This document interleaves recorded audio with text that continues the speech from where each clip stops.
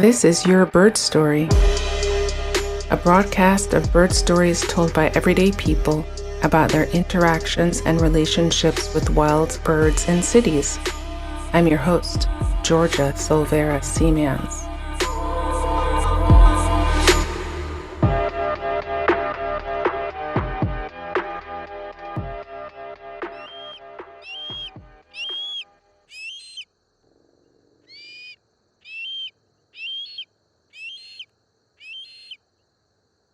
Hello, listeners. I have with me today Zoey, who is based in Beijing, and I'm going to ask Zoey to introduce herself to listeners. Hi, my name is Zoey Liangzhang, and I'm currently living in Beijing. I used to live in New York City for almost 7 years.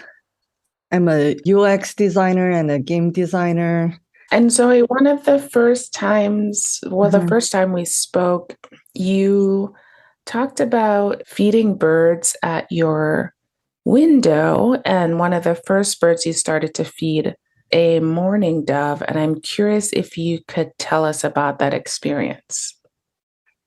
Yeah, it was 2018, and I accidentally bought a tube bird feeder from a nearby Union Square, and I didn't even use the bird feeder for like almost half a year.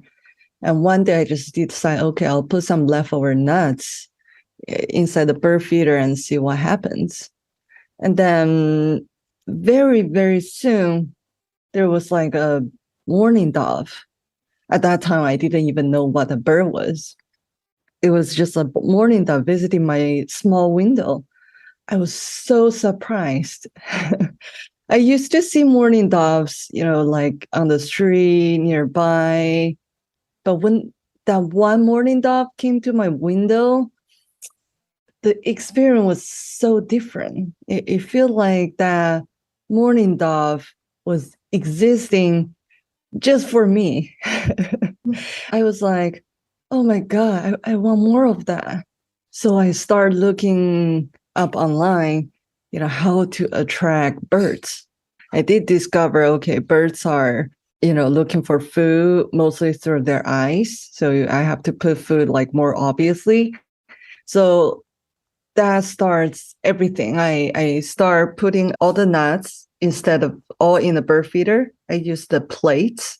It works very, very fast. So I start attracting a lot of birds, mourning dove and pigeon and sparrow mostly. And then I also looked up there's, other ways to attract the bird by, put some, plants and put on some waters, offer for the birds. And only a few months later, my small window, Lower East Side of Manhattan apartment, my window was so small and the window can only fit an air conditioner.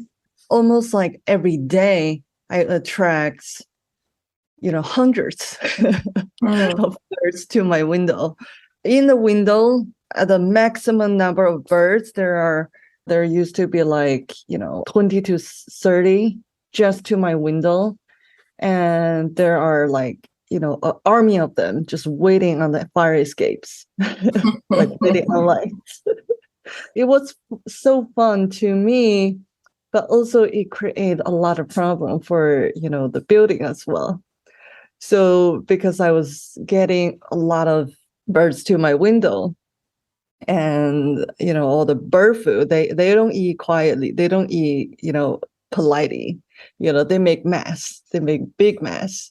They poop everywhere and they, make the seeds everywhere. I mostly go down to the first floor. I used to live on the fifth floor. And the super complained. It goes, well, I have to clean your stuff every day in the morning. But the guy was really nice. I was talking to him. I was like, oh, but I really love my bird. But how about this? If I'll try to feed less and I'll help you to clean up, the bird food every morning. He's like, all right.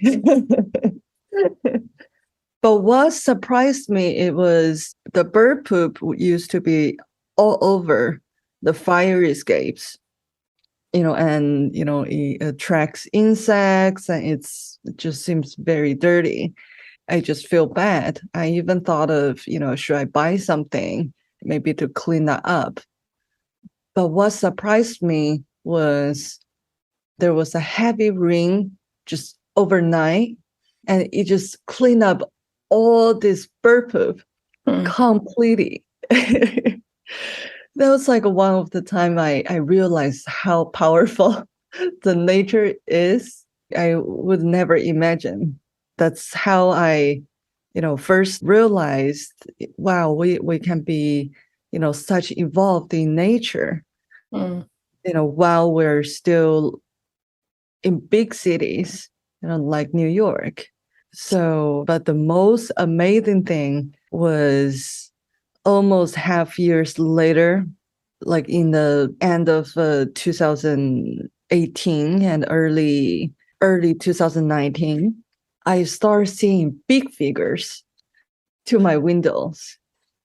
I know it was, some kind of eagle, like definitely a big bird. At that time, I had no idea, I can actually see, like hawks and eagles in the city as well. So it took me a while to actually see one of the big birds. So eventually I discovered there's like a bunch of red-tailed hawk that also visited my window, because in the winter, my window attracting so many food, according to them. So the red-tailed hawk started visiting my window. And once a while I came back home, I also see red-tailed hawk was still by my window, and all of a sudden they see me and they just left. Or sometimes I arrive home, I just see there's actually blood on my window. But only until like one day, there was like a red-tailed hawk that grabbed a pigeon by my window. And, because I had a little fence right outside of a window where I put all the bird feeder and, the plants. And I also put some wires over the fences, because I used to, trying to limit the number of birds, and especially the rock pigeon. So especially for the rock pigeon, they just want the food. They always figure out how to, break into the fence and come in, get all the bird food, but they always had a hard time to leave.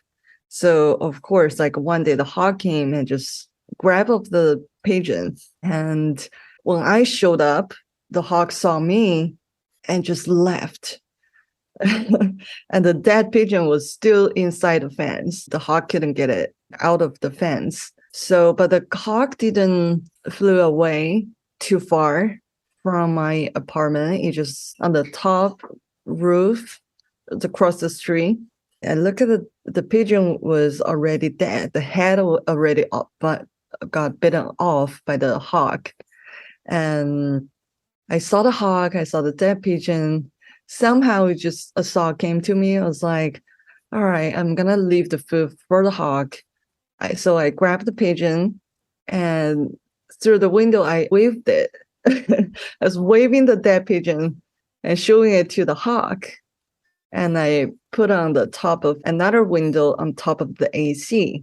And the hawk saw me, and he just had the face of, oh, I'm interested. And all of a sudden he just like flew over on the fire escape nearby my window. He saw me leave the dead pigeon on the top of the AC, and later he just came and grabbed the pigeon. So that was like the first time I basically had a little bit interaction with the hawk. Mm-hmm.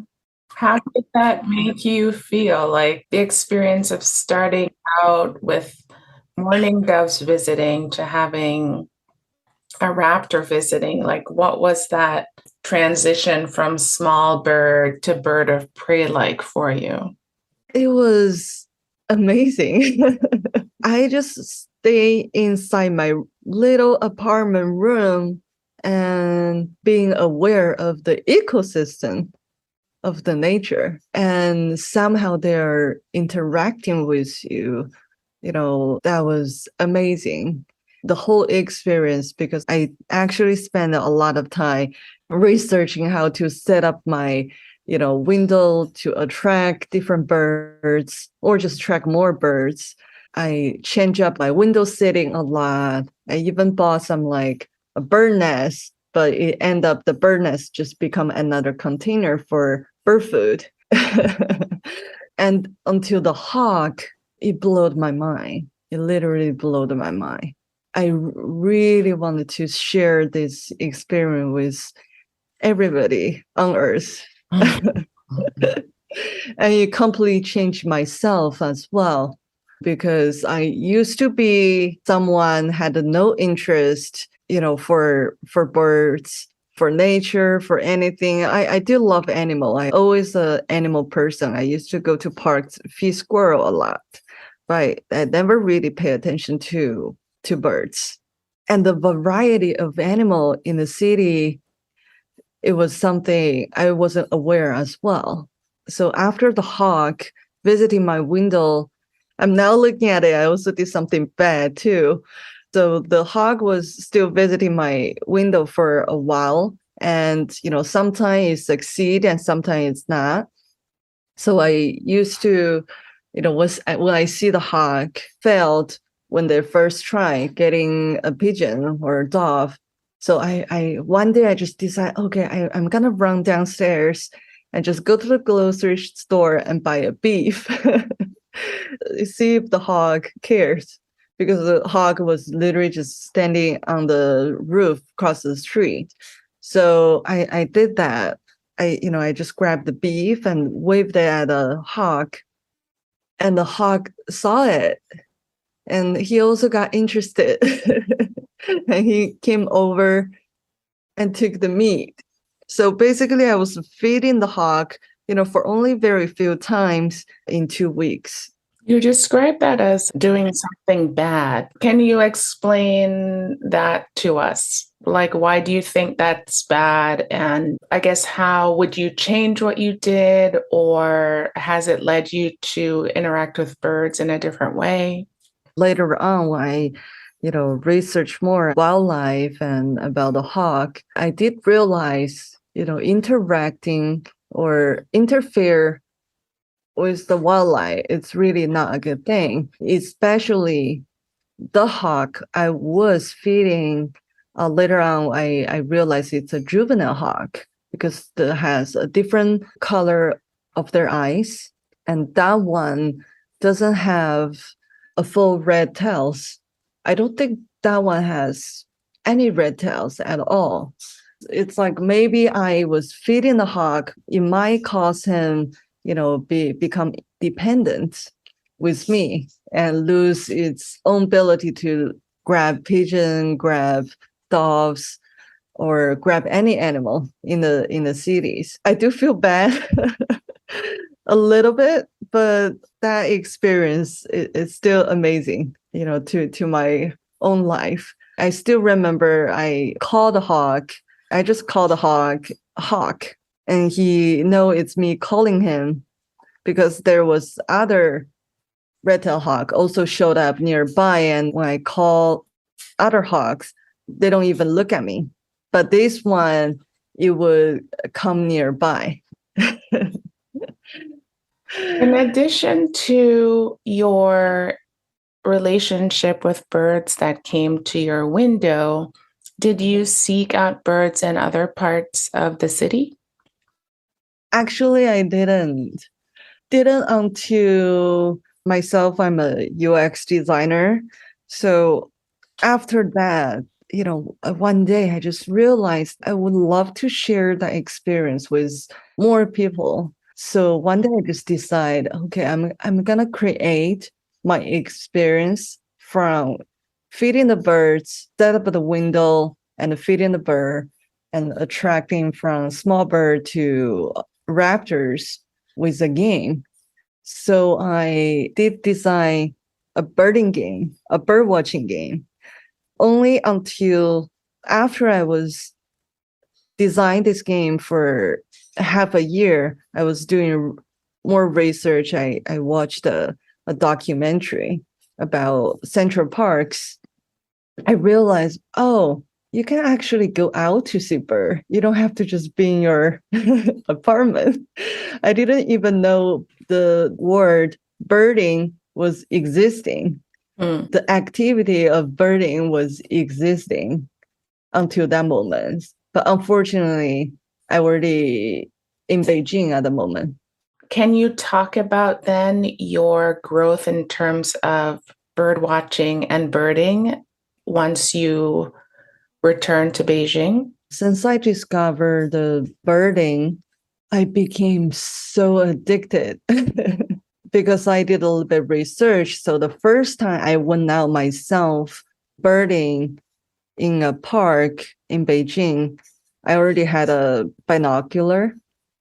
And then just 3 months later, I had my camera. Very addicting. And also like birding, because I was still designing the game. So birding, it was part of my hobby and my research. So I did spend a lot of time, like weekly, going out to see what's out there inside Beijing. And it surprised me as well. I used to think, Beijing is such a place that it's like polluted. We rarely see blue skies. Recently it got a little bit better. They did a lot of things to maintain there's a certain number of blue sky every year. But still the pollution is bad. There's still a lot of construction going on. Typical developing city. People care about people more than the environment in general. I was surprised the number of species in Beijing and how many birds you can just see in the city in all the parks. It surprised me. So what's the number?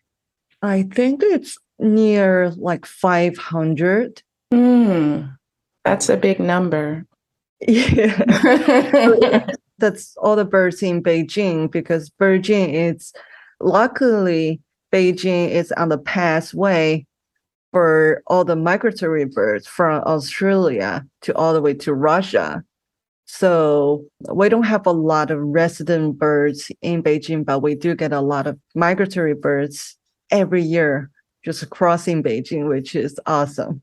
Especially like right now, it's awesome. I know you didn't do much bird watching outside when you were in New York, but can you describe the places you go to see birds in Beijing?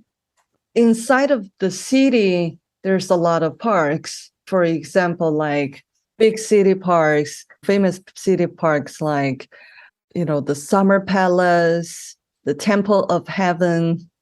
They have all these beautiful traditional buildings from the old times.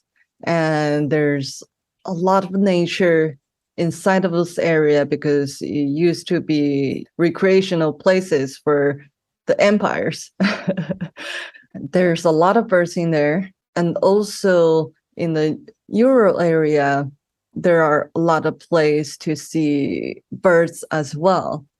But people in Beijing, mostly they do go out and go to the city parks and do bird watching.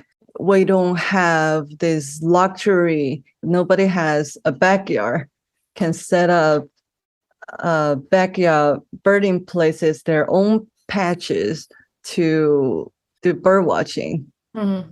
But what people turning to do is they do start watching birds in their compounds. Did you hear my crow just? I am hearing some sounds in the background. And I do want to ask about your crow. But the compounds would be the green spaces associated with an apartment building? Sometimes we don't even have a lot of green places for a lot of compound. We call compound is just like a group of apartments that's all together, buildings of apartment themselves. Maybe because people, they have like green plants on their window fences. So also attracts birds to visiting apartments. For example, like spotted dove, sparrow mostly. And sometimes there are Eurasian kestrel as well. Of the 500 species that you might be seeing during migration season, do you have a favorite one?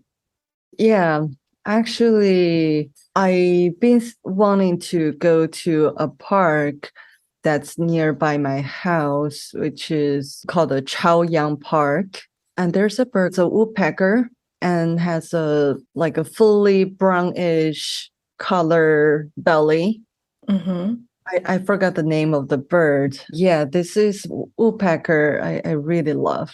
And it's, the reason I loved it because this very same time last year, of course, to a lot of bird, I'm still a new birder, since I only been birding for a little bit over a year. It was the first time last year, I was the first one discovered this migratory bird. I shared this bird to the birding community. That's amazing. Congratulations. Yeah, so it was like a milestone for me. Oh, I can also become someone that's sharing information to other people. Yeah, I think it's called like Rufous belly woodpecker, something like that. We'll include the information in the show notes. I'm a fan of woodpeckers, so I definitely want to research this one. Now tell us about the crow. About the crow. So I recently, like I told you, I used to be, someone had no interest in protecting, the nature or anything like that. I had no interest caring the environment. But like after I start birding, I start involving with a lot of environmental protecting, activity in Beijing as well. I joined the NGO for migratory birds. We did a lot of activity together. So one of the thing is we go out birding and having all these records for one of the reservoir. It's called a Shahe reservoir. We are now trying to document everything we can for the plants. As a volunteer, we keep all the record for the birds, for the plants, for everything, and trying to prove that to the government, this is the place we need to protect, not to build another modern park on top of it. Which is unfortunately we didn't stop it. They're already in constructions, but we're still trying to get all the information we can, and maybe in the future we can prove that to save other wetlands. So doing one of the birding research by the reservoir, we just saw a large-billed crow was in the grass and didn't fly even when we get to really, really close. All of us just realized, oh, there's something wrong with the crow. When we approached to a little bit closer, the crow just couldn't fly, only hopping, tried to a little bit scare from us and just hopping around. And we figure out, okay, we need to save this bird. So we took this bird, this crow, and to the vet. We didn't send it to the wildlife center because we don't have a lot of wildlife center in Beijing. There are probably just one, and they don't have a lot of employee to take care, every single bird in the city. So, for example, like non-protected bird, like a crow, sparrow, pigeons, they don't take them. So as a volunteer, we have to just send them to the pet store. and to the clinics. And what was horrible was we discovered this pearl was not just naturally injured. It was actually hurt by someone because like underneath his jaw, there was a big iron ball inside of her head. Yeah, we did the DNA test later on and we discovered it's a girl. It was so sad. And it was me found the bird and I was the one decided to save the bird. So of course that day I took the bird to the clinics. I paid for like 5,000 RMB, which is like $1,000. And but just in 2 days, because I feel so sad, I shared this story to the birding community in Beijing, and everybody got so upset. Everybody got so upset, and people start sending me photo of people that usually like roaming around that carry slingshots. I did call the police, and they took the cases, but it just like there's not enough evidence that they can catch anyone. But the police did say if we got any information, if we got pictures of evidence that, there's people using slingshots, hurting birds or wanting to hit birds, we can just call them directly. And also just in 2 days, I actually got like 5,000 RMB donation from all the birders, a lot of birders. And also I posted about this, crow story on social media, on TikTok in China. So that just few photos, I just got 20,000 views, like in a day, in 2 days. It was 200,000 views, right? 200,000 views on TikTok in 2 days. And everybody was so upset about who did this. It sounds like there's a really caring and invested bird community in Beijing. Yeah, very. For myself as well. The birding is still very new to this whole country. Like my parents never even heard of what birding is. And most of the people don't know what birding is in China. And this activity only starts in 1996. And from now, it's only, not even 30 years. And only in all the major cities in China, for example, like Beijing, Shanghai, and Shenzhen has a little bit larger number of birders. And most of the area people has no awareness of birding. What happened in 1996? That's a very good question because I recently joined another NGO. It's called Friend of Nature. They are the very first nature conservation NGO in China. And it was founded in 1992. And they also have a branches just carrying birds, which is called Wild Bird Society under the NGO of Friend of Nature.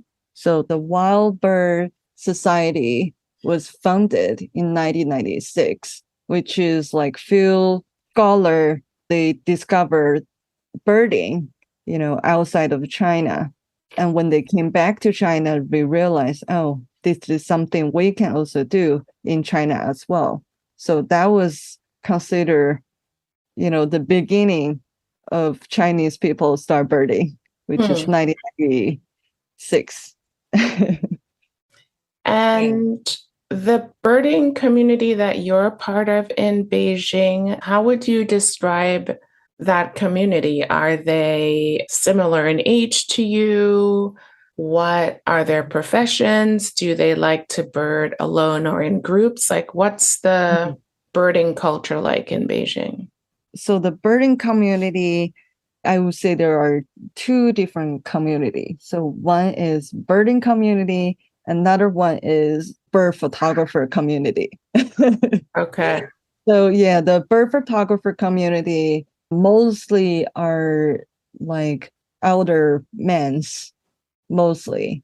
And they don't roam around mostly just like, sitting in the park like all day long and getting photos, beautiful photos for birds. And there's another group of birding community, which is, a lot of them also do photography as well, but the age group a little bit more spread from young kids to elder as well.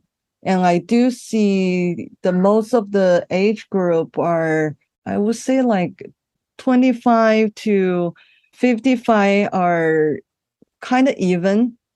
And there's always more birder that love to also do photographs. There are more men love to do photographs, more females just love just using binocular and just see birds. And people do love to go birding with groups and also enjoy birding by themselves as well. But what's very interesting to me is the age group. The age group is changing fast. Like mostly people from 35 above, but to younger age. So for example, because I recently become a volunteer for this, Friend of Nature NGO, and I become one of the bird guide for a small park nearby my house. And this year we had 20 more new volunteer was selected to become new bird guides for the parks. Among 20 of us, there are 17 of us. I would say the age are under 35. Okay. And I do see there's more young kids start birding now. And some of the school, they also have after school activity or even like clubs in the school. It's called birding clubs, which is held by the science teacher. Even though there's still a very small number of birding community in China overall, but I do see the growth. I do see the young, especially young generation growth. And also for the occupation is also very interesting because since birding is not a, popular thing in this country, for all the people that birding, because it requires at least a binocular is kind of expensive to, most of the family in China, a good one. So the occupation for birding, especially in Beijing, Shanghai and Shenzhen, are college professors, lawyers, and doctors, mostly. And now there's more teachers, for example, like from elementary school to high school as well. That's like the majority of the occupation among birders. Well, it sounds like there are changes afoot in the birding scene in Beijing, and I'm really glad that we were introduced to each other and that you were willing to talk about your bird experiences in New York City and as well as in Beijing. So I really want to thank you, Zoey. My pleasure as well.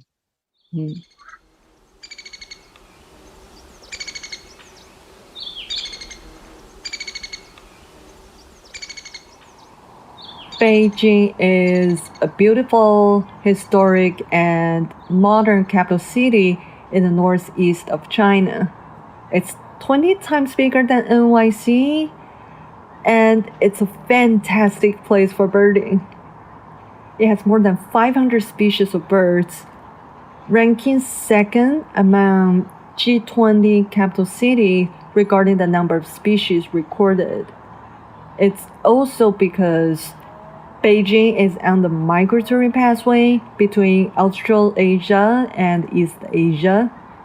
The birdwatching experience in Beijing is similar to New York City. Birders get to see birds in the city parks among the skyscrapers. They also travel to sunburn or mountain area to see different species at different times of the year. And the city of Beijing is mainly built on flat land, surrounded by mountains on the west and the north side. It has few major rivers running through the city, and it has many reservoirs where all the birders love to go, including me as well.